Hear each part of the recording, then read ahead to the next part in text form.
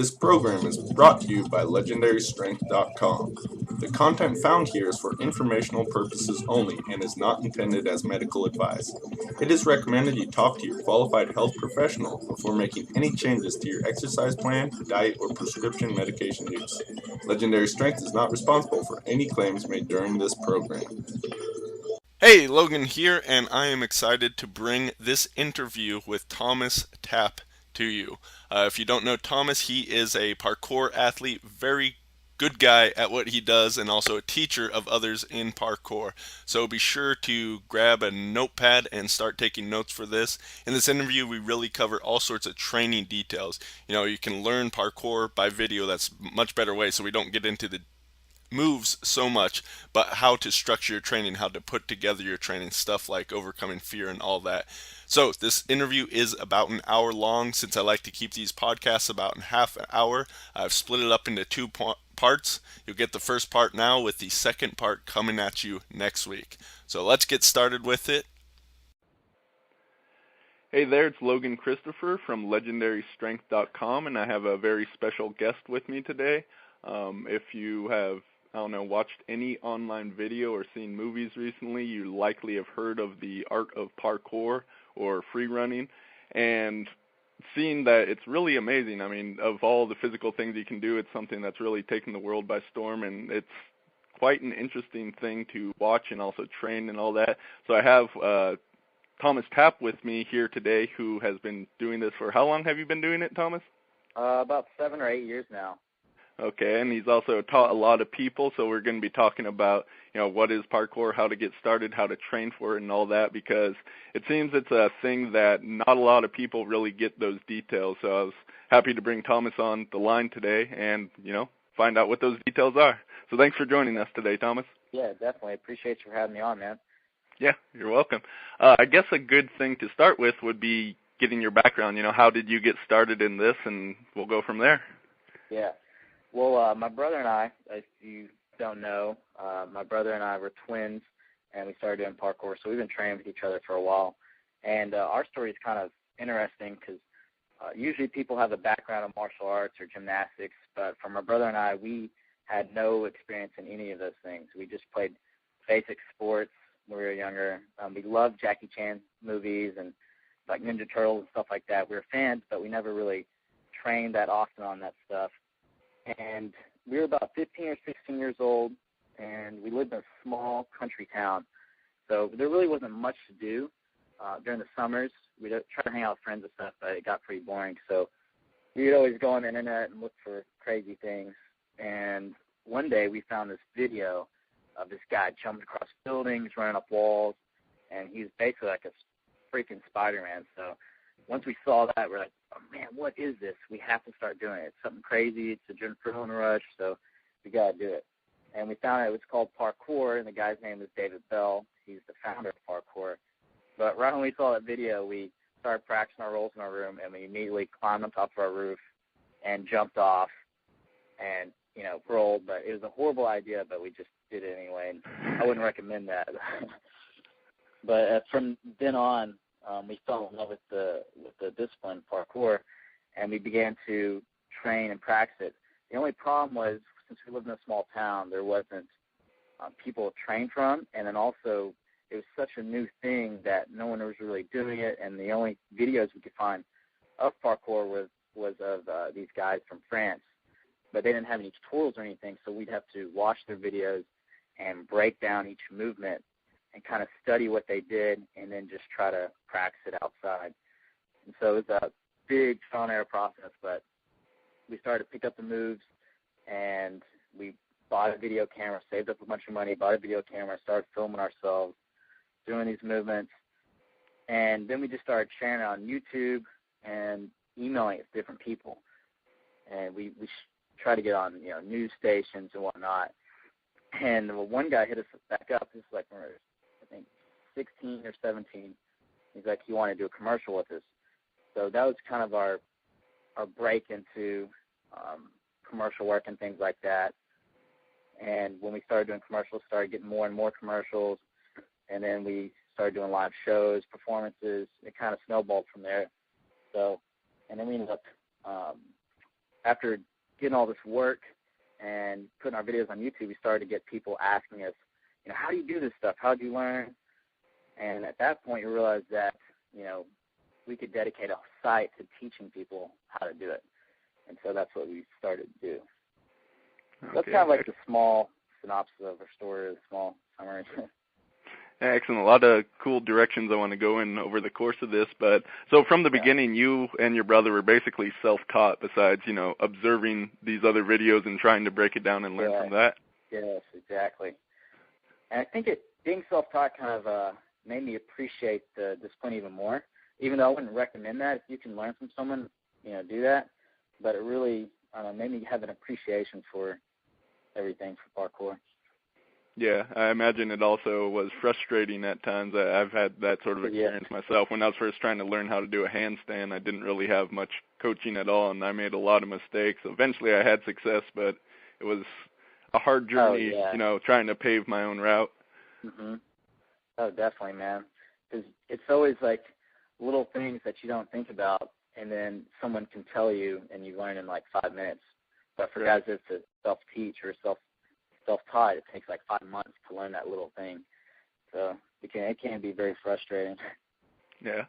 Okay, I guess, having that experience of teaching yourself but also now teaching other people, where is the place? Where should people start if they want to get into doing parkour?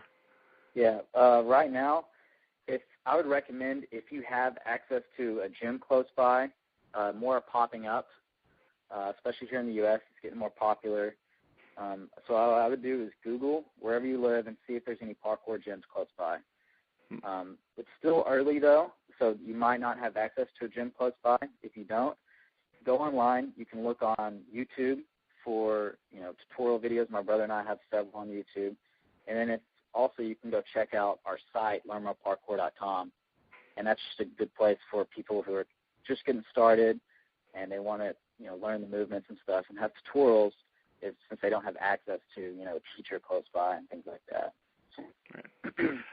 Do you think it's essential to have like a basic level of fitness, and what would that level be before you start in this training? Like, should a grossly overweight person just jump into doing parkour? Yeah, no, you're exactly right. I mean, there should be a big foundation of fitness, and that's one of the things I learned I trained with some of the founders of parkour that came to the U.S. and held a workshop, and one thing that I never forgot from Laurent Delmontesi was that his training consists of 80% conditioning and 20% play. So that conditioning is just building up that physical foundation. So to do parkour, to do it really well, you need to be, a high-performance athlete. So you need to train those things. And one of the things I really focus on at the beginning stages is you work on the movements and learn the technique, but most of your training is going to be building up those basic building blocks. And I've kind of broken them down to about 7. You work on your speed, your power, your strength, your agility, your stamina, your flexibility, and mobility. So all these different things we need to work on at the beginning stages and really develop that. And like you mentioned, if you're a little overweight, one of the things you want to do is cut down and probably change your diet up a little bit. It's not good, and focus on that at first, while also still incorporating parkour movements, but really building up that foundation of fitness. Okay, could you go into a little more detail on those building blocks and I guess how you personally train them? Yeah. For speed, I'm doing things like sprints, running. If you're overweight, let's say your joints are pretty bad, I'd go with biking or swimming. So you're working on that. Then for power, I train explosive jumps. So a lot of quick box jumps or explosive pull-ups. And if you're a little overweight for that, you could do assisted pull-ups or different things. Like one of the workouts I use a lot for beginners is quadrupedal movement and butt scoot. And I'll have to send you a link to some videos like that, but I'll try to describe some of it. Quadrupedal movement is where you're on all fours, so you're crawling on your hands and feet, and it builds up your core, your upper body, and your lower body at the same time. It's a great workout. And I picked that up from the founders, and that's one of the things they really harp is doing quadrupedal movement. And then the butt scoots is just a great core building exercise. And butt scoots is pretty much like in the name. You're just going to be scooting your butt pretty much off the ground.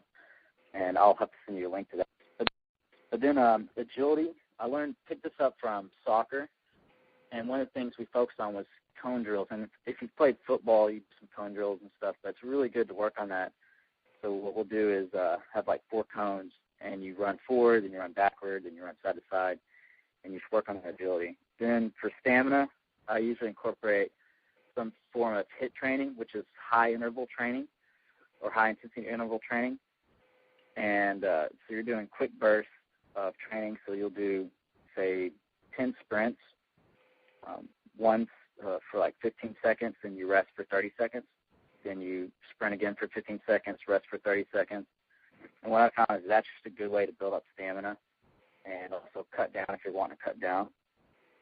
And then also with stamina, you do some endurance training. So planks for an extended period of time, running long distance, things like this. And then for flexibility recently, that's another thing, flexibility. And that's really important, especially when you start getting the more advanced stages, or if you're trying to get your Kong vault, you need to be flexible. And recently I've been doing yoga because I've had access to it from a friend. But other thing is just making sure to stretch and really focusing on that after your training. And then for mobility, this is one that's often neglected, but having that full range of motion with all your joints. And I picked this up from a good friend of mine, Ryan Ford. He's a teacher in Colorado, and he really harped on the third world squat. And the third world squat is where you can, if you go to like third world countries, they usually don't have chairs and stuff like this. At least I read this in an article. So what you'll see is them when they're sitting around and waiting, they're down in the squatted position, but they're all the way down. So it's not at 90 degrees, it's all the way down. And they can hold that for extended periods of time. And with parkour, when you have that kind of mobility, your precision jumps are going to be so much better, and you can reach higher distances and avoid injuries. So you get mobility in your legs, and then with the shoulders, being flexible and being able to have a full range of movement there. So that's basically the breakdown of kind of those 7 points I like to focus on. All right. Just to recap, is speed, power, agility, stamina, flexibility, mobility, and what was the last one? That was it. Speed, power, strength, agility, stamina, flexibility, and mobility. Okay, gotcha. I'm taking notes here, so I only had 6 and needed to get that 7th one. Yeah. So you have all these different things you're training for, and you said that 80% of it's training and like 20% of it's a skill work. What does an average day of training look like? Are you doing all these things in one day, in one session, or how do you structure it? I usually break it down. It's changed over time. Early in my training, I really focused on I would do 2-a-days. So I would train in the morning. I would work on my acrobatics and things like this, and at night I would work on my conditioning. But say for today, I'm going to do a workout. I'm going to focus on, I'm getting prepped for Ninja Warrior coming up. I'm going to work on your basic bodyweight workouts. So I'll do pull-ups, push-ups, different variations of that, and work on my jumps, weighted jumps. And then on the light days, so on my hard days, I usually break it down with like speed, power, and strength, and agility. And then my light days, I usually go with, that's when I really focus on the flexibility and the mobility. So today is a hard day, and I'll do those weighted exercises, those body weight exercises. And then tomorrow I'll work on I'll do yoga, or I'll do mobility exercises. So I'll really work on my alignment and getting that full range of motion on the light days, of course. And then that's pretty much how I go. I go hard day, light day, hard day, light day, and I make sure to rest 2 days on the weekend. Like I don't do any type of physical activity, maybe just some stretching. And my workouts, like for my hard days, usually consist of about 1 to 2 hours of training, and same with the light days. But that's just what I'm doing right now. That might change up in the future. I might go back to 2-a-days again or something like that, but right now I'm at a pretty good level.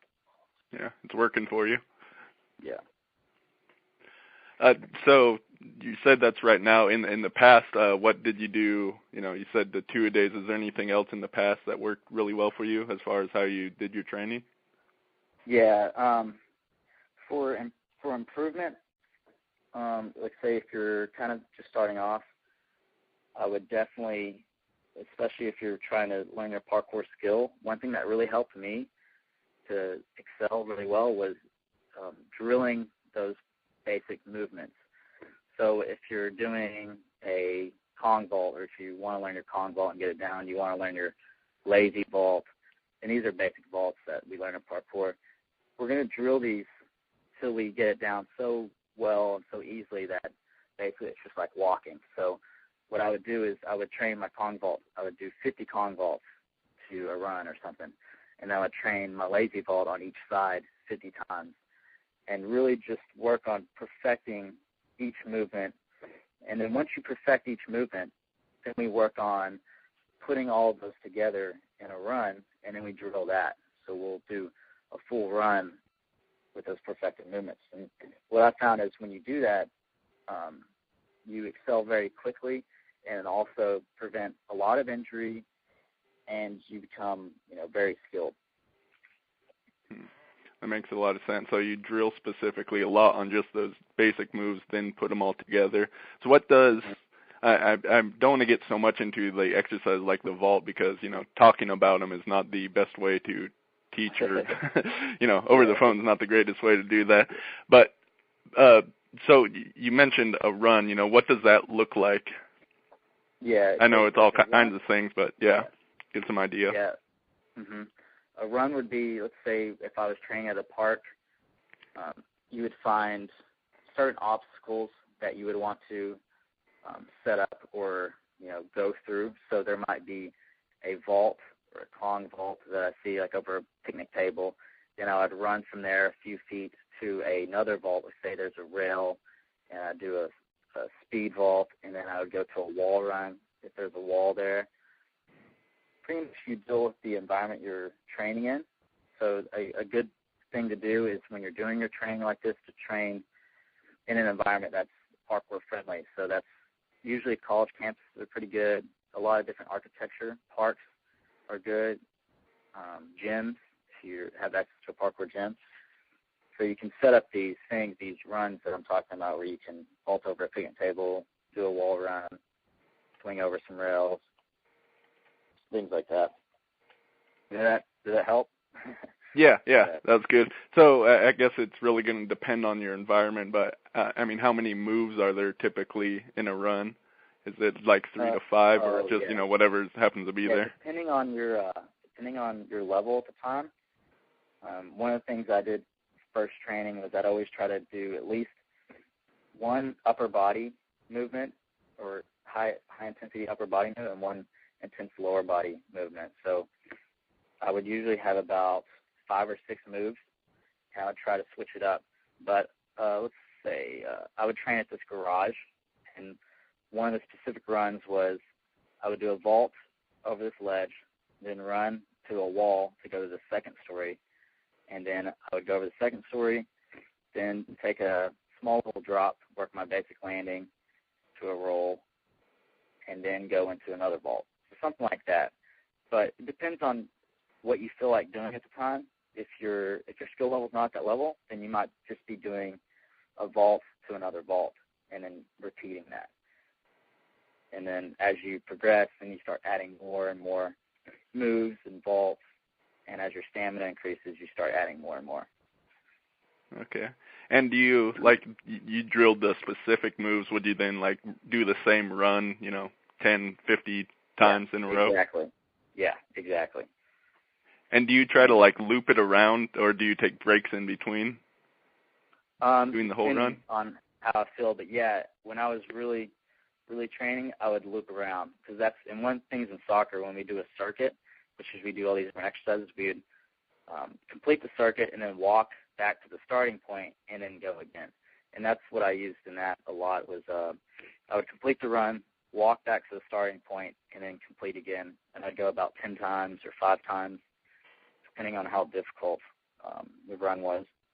And what I realized is that type of training is perfect for things like Ninja Warrior, like, you know, the huge show. My brother and I were fortunate enough to do a lot of the testing this year and beat, like, some of the guys who helped put it together and really put the obstacles and where they need to be and things like this. But when we got to test it, we found out that we didn't really know how difficult it was going to be. I saw it on television. I thought it was going to be extremely hard, but it was very similar to that style of training. So when we had to run the course, like we had to run stage 1 for the different courses several times.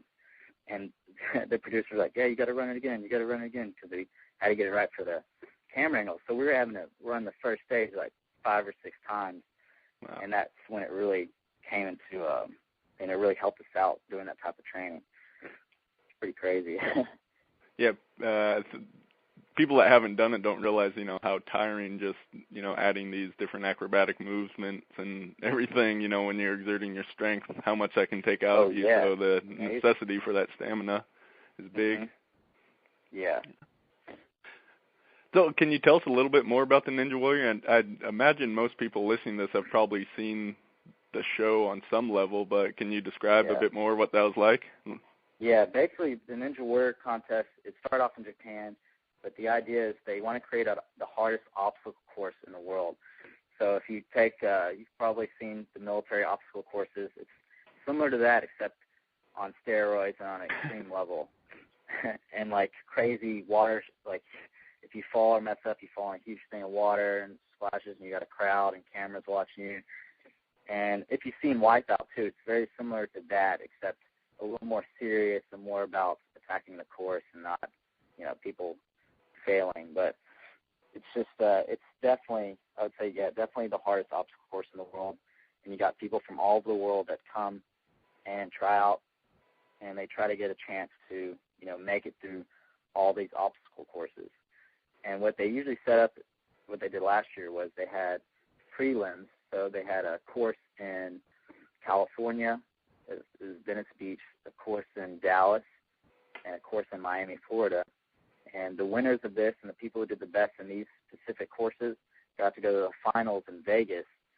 And this is where they had 3 separate courses that people would have to complete, and it's insane how difficult it is.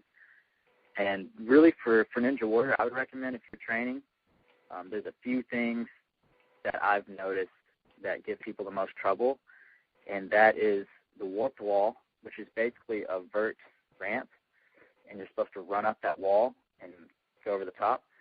That gave people, even parkour people who are used to doing wall runs, it gave them a lot of trouble because that curved angle, people aren't used to it. So one thing you can do for that is to train on skate ramps or go to a gym who has a vert ramp, which some parkour gyms do. The other thing was mini tramps, which is kind of interesting, is people aren't used to hitting off mini tramps, and they would mess up on their jump on that. And then the third thing was, let me think. Rock climbing skills. So that's another thing. There's a lot of rock climbing skill that's involved, and especially later on in the course of Ninja Warrior. So, yeah, and in addition to all the acrobatics, I mean, so much of the course seems to be very grip intensive. Besides rock climbing, or what else do you do to train that ability? Like rock climbing, fingertip specific exercises. So an easy one that I do, especially for getting ready for Ninja Warrior, is I'll get a couple of towels and I'll wrap them around my pull-up bar and just work on my grip strength. So I'll do pull-ups with, I call them towel pull-ups, work on that. And then rope climbs. There's a lot of ropes usually used in Ninja Warrior, so get used to climbing rope and get comfortable with the rope. Do you use different diameter ropes or just a regular rope? Do.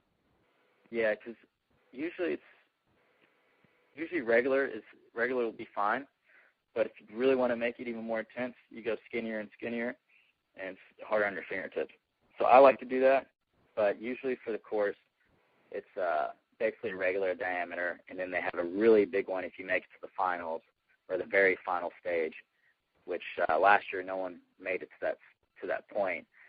But you have to do this huge, I think it was like 60-foot rope climb. And wow. It's insane. Yeah. Okay, so you mentioned that you do, is it all body weight training, or do you lift weights at all? Do you find that that's helpful or not at all? Yeah, I mean, if you have access to weights, doing weight training, I think that's fantastic, especially your squats and, your deadlifts, things like this. And right now I'm not doing too much of that just because I would like to. But right now I'm basically doing where I'll do sandbag lifts. So I'll have sandbag. I'll do squats with that. Another thing I do is I have a weight vest, and I do pull-ups with the weight vest, and I do other body weight exercises with that. Mm-hmm. And a little bit of dumbbell training. So I'll do like lunges, holding dumbbells. I think weights can be very, very good. But primarily, most of my exercising is body weight training. Right. And you also do some like the gymnastic feats, like flags. Do you find that just easily incorporates in with your training? Yeah, definitely. It's kind of one of those things that comes hand in hand. You do flags, or I'm trying to work on my planche. It's one thing. I mean, that's super strength, and also like one-arm pull-ups, mm-hmm. things like this. Especially when you build that basic foundation, you'll find that those movements become so much easier. And that's one of the reasons I was able to pick up, the human flag, the one-arm pull-up, things like this so much easier, is because when you build that foundation, then it's easy to transition to that. Also, enhancement, same thing. Yeah. It really all goes hand in hand. I mean, parkour is all about controlling your body and getting it what you want it to do, and the same with those different body weight exercises. Yeah, exactly. Just for curiosity's sake, how much do you weigh and how tall are you? I am 5'7", and I weigh between like 135 and 140. It just kind of fluctuates between that. Okay. Are most people that are involved in parkour on the lighter side? I mean, obviously there's not really any heavyweights doing it, but somewhere around your weight? Yeah, usually, so especially most Americans are usually a little bit shorter, and like 5'7", 5'8", and pretty light, very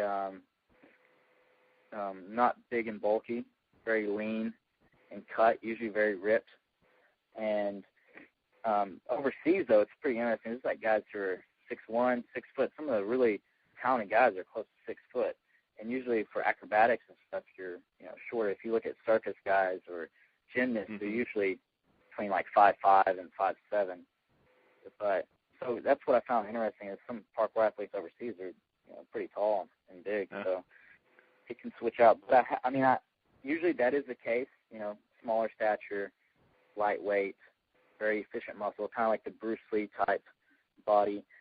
And but I have ran into guys who are a little bit bigger. I have a friend who's about 6'5", and he weighs over 200. He used to weigh I think over 300, but he lost a lot of weight through parkour. But I mean, he can move around pretty good. He can do front flips, things like this.